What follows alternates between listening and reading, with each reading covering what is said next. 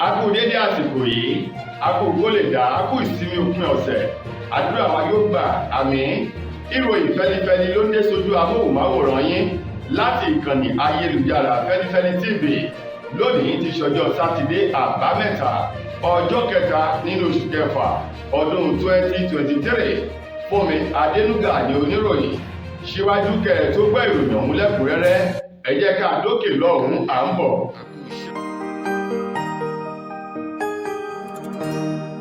Ìròyìn Feli-feli TV àjààbálẹ̀ làwọn ìròyìn ti wà, máa wò lóòrèkóòrè.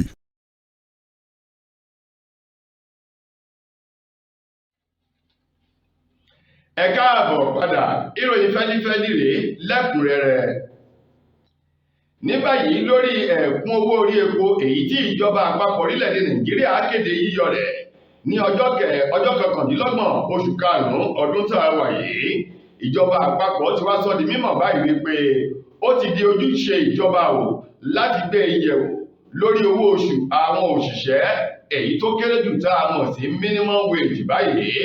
Ìjọba àpapọ̀ eléyìí tí wọ́n ní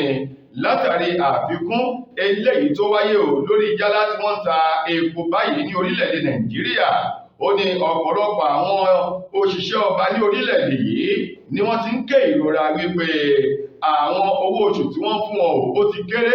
àti wípé epo tí wọ́n rà ó ti gba ọ̀pọ̀lọpọ̀ owó àti oúnjẹ ó ti gba ọ̀pọ̀lọpọ̀ owó oṣù ọ̀hún lọ. Ìjọba àpapọ̀ yìí tó wá sọ di mímọ̀ wípé àwọn yóò tún gbé yẹ̀wò báyìí lójúnà láti lè ṣe àfikún owó oṣù àwọn òṣìṣẹ́ èyí tó kéré jù ní orílẹ̀-èdè wa Nàìjíríà. Ààrẹ orílẹ̀-èdè yìí Bọ́lá Ahmed Tinubu èyí tó wo iye ọ̀rọ̀ ọ̀hún lánàá lásìkò tó ń gba àlejò àwọn gómìnà ní orílẹ̀-èdè wa Nàìjíríà, èyí tí gómìnà ìpínlẹ̀ Imo Uzodinma èyí tó léwájú àwọn gómìnà gẹ́gẹ́ bí alága àwọn gómìnà. Níbẹ̀ ni wọ́n ti sọ nínú ìpàdé ọ̀hún tó wáyé wípé àwọn yóò tún ọ̀rọ̀ ọ̀hún gbéyẹ̀wò báyìí láti lè jẹ́ kí àwọn òṣìṣẹ́ ọba jákèjádò orílẹ̀-èdè Nàìjíríà kí wọ́n wà nínú ìdùnnú ayọ̀ ohun àlàáfíà. Ní báyìí ọ̀rọ̀ ọ̀hún ti wá tàn lọ sí ọ̀dọ̀ àwọn òṣìṣẹ́ tí wọ́n jẹ́ òṣìṣẹ́ orílẹ̀-èdè yìí. Àjọ ẹgbẹ́ àwọn òṣìṣẹ́ Nigeria Labour Congress àwọn náà ti ní bí ìjọba àpapọ̀ bá kọ̀ láti ṣe àfikún owó oṣù àwọn yóò gùn lé ìyanṣẹ́lódì àti wípé ìyanṣẹ́lódì yóò wáyé wọ́n ní wọ́n ó ṣe ìwọ́de ìfẹ̀hónúhàn oní ìyanṣẹ́lódì tí ó wáyé ní ọjọ́ Wednesday ọ̀sẹ̀ eléyìí tá a fẹ́ kó wọ̀nyí láti fi ṣe ìkìlọ̀ ìrántí fún ìjọba àpapọ̀ lórí ọ̀rọ̀ epo náà. Iléeṣẹ́ ọlọ́pàá ti ìpínlẹ̀ Ọ̀yọ́ lánàá ọjọ́ Jímọ̀ ni wọ́n ti kéde alága tẹ́lẹ̀ rí fún park management system eyín ẹ̀ka ilé ìtòrí sí ìgbòkègbodò ọ̀rọ̀ ọkọ̀ gárájì ní ìpínlẹ̀ Ọ̀yọ́ Alhaji Mukaila Lamidi tí gbogbo èèyàn mọ̀ sí Auxillary wípé ó ti di ẹni tí wọ́n wá fún ìwà ọ̀daràn eléyìí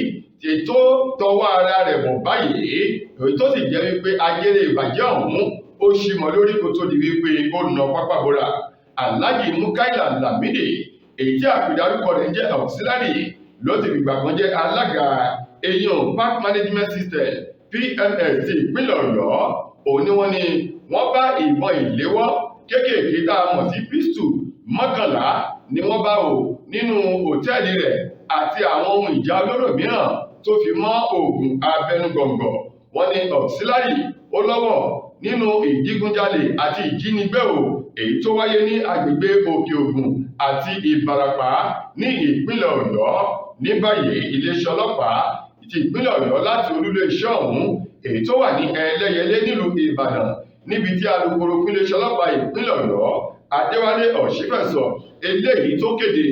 Auxillary wípé ó ti dẹni wọ́n ń wá báyìí. Ẹnikẹ́ni yòówù tó bá lè ṣe ìrànlọ́wọ́ fún iléeṣẹ́ ọlọ́pàá ọ̀hún láti lè mọ bí wọ́n ṣe mọ̀ Auxillary, onítọ̀hún ní ẹ̀bùn pàtàkì eléyìí tí iléeṣẹ́ ọlọ́pàá yóò fún onítọ̀hún. Gómìnà ìpínlẹ̀ Ọ̀yọ́ onímọ̀-ẹ̀rọ Ṣèyí Mákindé, gómìnà tẹ́lẹ̀ rí ní ìpínlẹ̀ Rivers Nyesom Wike àti gómìnà tẹ́lẹ̀ rí ní ìpínlẹ̀ Delta James Ibori àwọn ni wọ́n ṣe àbẹ̀wò sí ààrẹ Bọ́lá Ahmed Tinubu lólúlé ààrẹ èyí tó wà ní Àbújá lánàá ti ṣe ọjọ́ Jímọ̀ níbi àbẹ̀wò ọ̀hún èyí tí wọ́n kí Bọ́lá Ahmed Tinubu kú oríire ìjáwélúborí àti bí wọ́n ṣe búra fún gẹ́gẹ́ bí ààrẹ ẹlẹ́ẹ̀kẹrìndínlógún ti orílẹ̀-èdè wa Nàìjíríà. Nínú ọ̀rọ̀ àwọn àlejò mẹ́tẹ̀ẹ̀ta ọ̀hún èyí tí wọ́n ṣe lẹ́bẹ̀wọ̀n sí Tinubu ni wọ́n sọ di mímọ̀ wípé pẹ̀lú bí ìjọba àpapọ̀ orílẹ̀-èdè wa Nàìjíríà ṣe kéde yíyọ ẹ̀kún owó orí epo tá a mọ̀ sí fuel subsidy báyìí jẹ́ ìgbésẹ̀ eléyìí tó dáa àti ìgbésẹ̀ eléyìí tí ó túbọ̀ jẹ́ kí ìlọsíwájú kó bá orílẹ̀-èdè wa Nàìjíríà. Nínú ọ̀rọ̀ Ṣèyí Mákindé ó ní digbídigbí báyìí lòún wà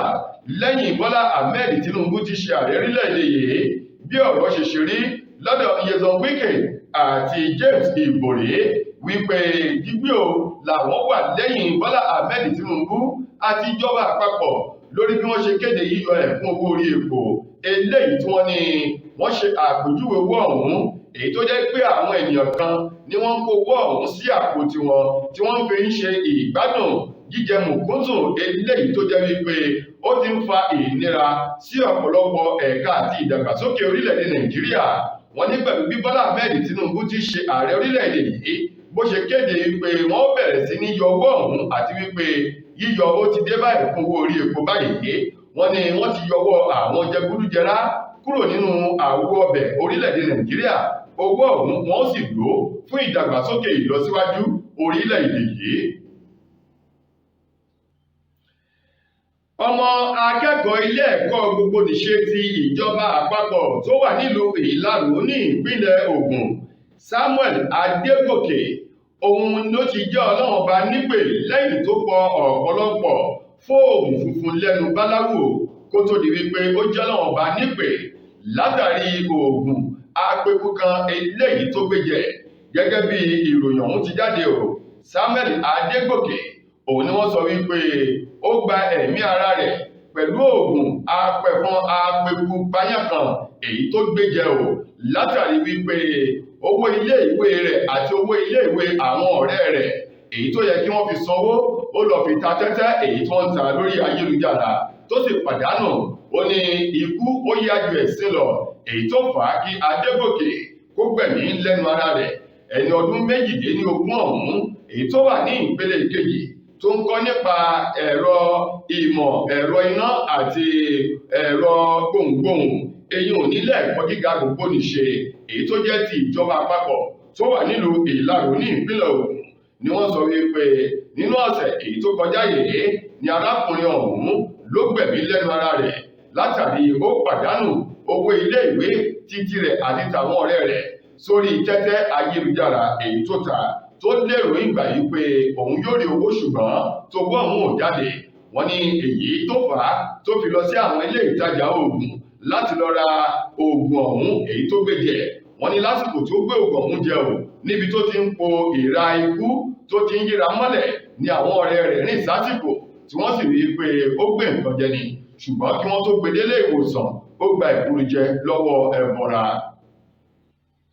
Lákòótán nínú ìròyìn wa fún tòní ẹni tó ti fìgbà kan kópa nínú àwọn eré Big Brother Naija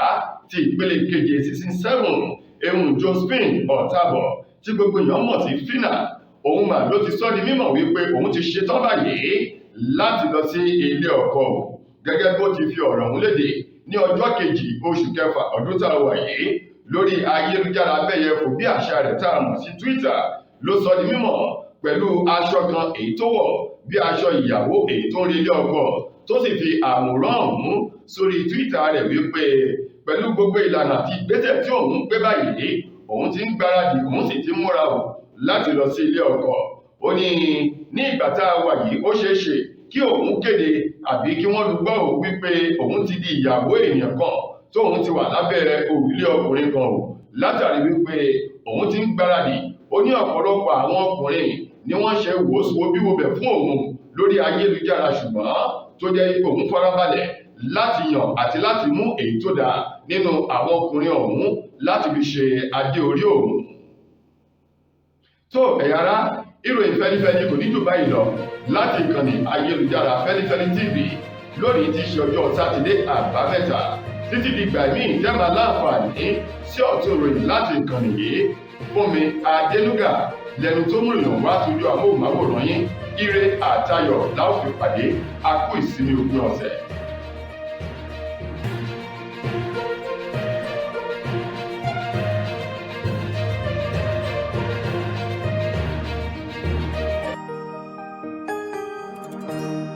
Ìròyìn Feli-feli TV